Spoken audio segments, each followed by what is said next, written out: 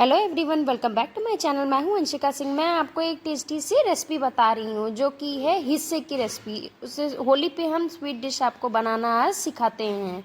सबसे पहले हमें चावल ले लेना है। चावल को धुल लेना है। हमने रात भर इसको भिगो के रखना है। अब आप इसे देख सकते हैं, चावल ऐसा रहे कि अंदर से वो सूखा रहे और बाहर से हल्का गीला रहे। अब इसे हमें किसी भी मलमल के कपड़े पे फैला देना है। पतला करके आप फैलाइएगा। अब आप इसको देखिए, हमने सभी चावलों को धुल लिया। मलमल के कपड़े पे या कॉटन के कपड़े पे आप इसे पतला करके सुखा लीजिए हाथों की सहायता से। अब आप इसे देख रहे हैं, हमने सभी चावलों को, चावल जो है हमारा सूख गया है।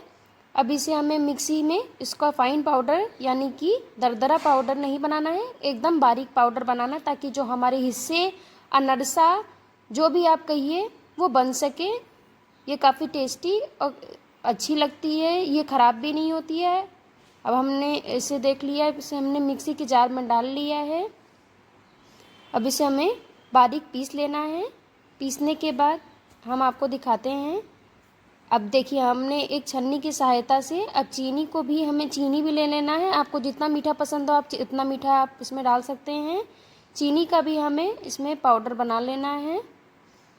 आप देखिए, खोया ले लिया है हमने। चाहे तो आप, अगर आपको कुरकुरा पसंद हो तो आप खोया इसमें मत डालिएगा, लेकिन मैं डाल रही हूँ। अब दूध ले लिया है हमने। दूध को भी हमने नॉर्मल टेम्परेचर पे लेके रख लिया है। इतना लिया है कि ताकि जो हमारे चावल हैं उससे जो है खोए में सॉफ्ट उसका आटा बन सके। अब हमने इसे सारा खोए में, आटे में इसको मिक्स कर लेना है। अब हाथों की सहायता से इसे हमें आटे की शेप में गूँथ लेना है और थोड़ा थोड़ा दूध डाल के इसे हमें आटा बना लेना है सॉफ्ट सा। अब आप इसे देख रहे हैं, ऐसा आप मलिए, इसे हल्का हल्के हाथों से मलते रहिएगा ताकि जो हमारे चावल हैं उसमें गुठलियाँ बिल्कुल भी ना आए। अब आप इसे देख रहे हैं, जैसे आटा बनता है वैसे ही सेम ये बनता है, लेकिन इसमें जो है वो थोड़ा सा चावल की वजह से गुठलियाँ आ जाती है। आप इसे हाथों की सहायता से फैलाते हुए इसे चारों तरफ से रख के बना लीजिएगा। अब इसने हमें इसको किसी भी थाली में रख के इसे हमें, अब इसको हमने कर लिया है। अब इसको हमको एक तरीके से बराबर करते हुए, गोल गोल घुमाते हुए थाली को एक जगह चपटा कर देना है। अब आप इसे देख रहे हैं, हम अपने हाथों की सहायता से इसे चपटा करते जा रहे हैं। अब हमें कढ़ाई ले लेना है। कढ़ाई में हमने रिफाइंड ऑयल ले लिया है। आप किसी भी ब्रांड का रिफाइंड ऑयल ले सकते हैं, चाहे तो आप डालडा में भी इसे बना सकते हैं, लेकिन रिफाइंड ऑयल से हेल्दी रहेगा। आप इसे देख रहे हैं, फ्लेम जो है वो थोड़ा तेज़ी रखिएगा। अब हमने जो उसको बनाया था, अब इसे छोटी छोटी हमें लोई ले लेनी है और गोल गोल शेप करके हाथों की सहायता से इसे हमें दबाते हुए दोनों तरीके से, अब इसे आप देख रहे हैं, इतना ही हमें लेके इसे हमें एक साइड में इसे बनाते जाना है। हमने हिस्से यानी कि अनरसे को बना के रख लिया है। अब इसे हमें हाई फ्लेम पे इसे हमें कढ़ाई में डालना है।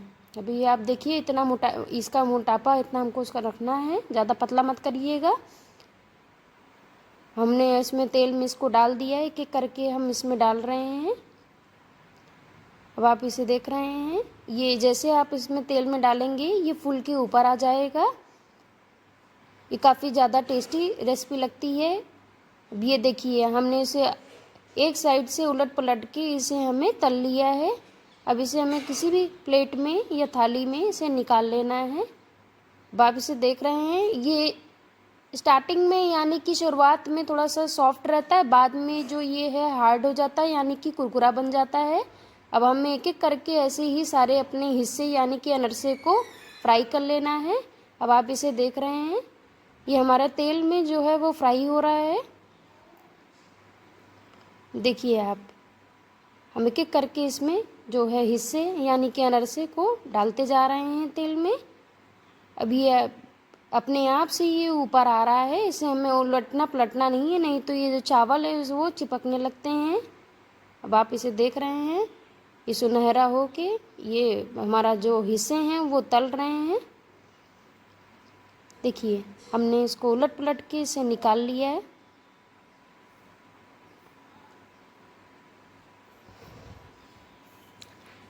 अब इसे देख रहे हैं आप, ये कितना ज़्यादा टेस्टी लग रहा है। मेहमान आए तो इसको गुजिया के साथ आप इसे दीजिए। ये काफ़ी टेस्टी रेसिपी रखती है। यूपी साइड में तो इसे अनरसा बोला जाता है। ये ज़्यादातर जो है रक्षाबंधन के टाइम में भी यूपी साइड में बनता है, लेकिन इधर इटावा मैनपुरी साइड में ये जो है हिस्से यानी कि अनरसा जो ये है वो होली के टाइम में बनता है स्वीट डिश में। हमने सारे ही हिस्से यानी कि अनरसे को बना लिया है। अब आप मेरी रेसिपी को देख सकते हैं।